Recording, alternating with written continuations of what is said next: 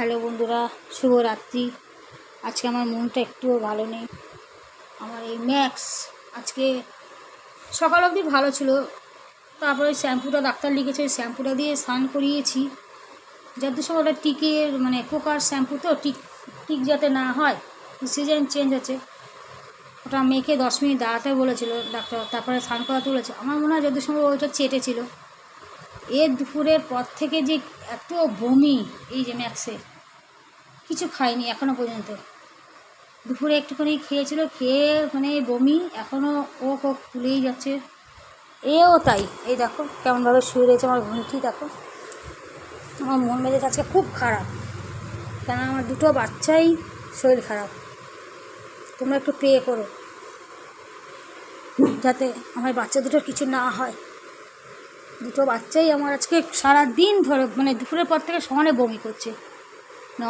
এখন তো কিছু বেরাচ্ছেই না বমি করে, শুধু জল, শুধু এই যে ওআরএসের সারাক্ষণ শুধু দুটো বাটিতে ওআরএসের জলগুলো রেখে দিচ্ছি। ডাক্তার বললো শুধু ওআরএসের জল খাওয়ান, কোনো জোর জবরদস্তি করবেন না।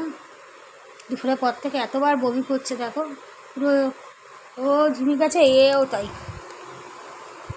দুটো বাচ্চাই হচ্ছে আমার আজকে ঝিমিয়ে গেছে, ওই জন্য আমার একদম আজকে ভালো লাগছে না, মন মেজাজ একদম ভালো লাগছে না। কারণ দুটো বাচ্চা সারাক্ষণ খেলে তো ঘরের ভিতরে, সেখানে দেখো দুটো বাচ্চাই আমার দেখো পুরো নেতিয়ে গেছে। আমার এ বেশি চঞ্চল, আর এ নেতিয়ে গেলে আমার খুব কষ্ট হয় মনে, মানে খুব কষ্ট হয় একে খুব। দেখো কিচ্ছু খায়নি এখনও পর্যন্ত, জানো দুপুরবেলা একটুখানি খেয়েছিল, সে খাওয়ার সঙ্গে সঙ্গে সেই যে বমি শুরু হয়েছে, ব্যাস বমি করেই যাচ্ছে সমানে। এই বাচ্চা, এই দুটো বাচ্চাই আমার।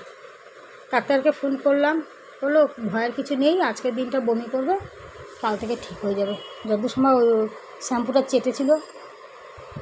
এই যে দুটো বাচ্চা দেখো কীরকমভাবে শুয়ে আছে, ভালোই লাগছে না আমার আজকে, কিচ্ছু ভালো লাগছে না। এত মন মেজাজ খারাপ হয়ে গেছে আজকে আমার, যে একটুও ভালো লাগছে না আমাদের। তোমরা একটুখানি ভগবানের কাছে প্রার্থনা করো যাতে আমার বাচ্চা দুটো কিছু না হয়। বাবা, আমার দুটো বাচ্চা, ভগবানকে ডাকছি বমিটা একটু বন্ধ করিয়ে দাও ভগবান। এ বেশি বমি করছে, ম্যাক্স হচ্ছে বেশি বমি করছে। এও কয়েকবার করেছে। এ তো এমনি একটুখানি খুব শুকিয়ে, একটু কিছু হলেই এ একদম শুয়ে পড়ে। আর এ তো চঞ্চল, তো এর জন্য এরটা আমার খুব হয়, কী করবো যাই না। এখন দেখি রাত্রিটা, নাহলে কালকে ডাক্তারের কাছে নিয়ে যাব দুজনকেই, যদি বমি বন্ধ না হয়। জানি না ভগবান কী করবে, ভগবানকে ডাকছি বমিটা বন্ধ করিয়ে দাও। ওষুধ দিয়েছি দুজনকে, ওষুধ দিয়েছি, ডাক্তারকে ওষুধ লিখেছিলো, সে ওষুধটা আবার কিনে নিয়ে এসে দিলাম, দুজনকেই খাইয়ে দিয়েছি। দেখো যেখানে নামছে একটু খাট থেকে নেমেছে, বাথরুমের দরজার সামনেই শুয়ে পড়েছে। দেখো কী বলবো বলো, এও তাই।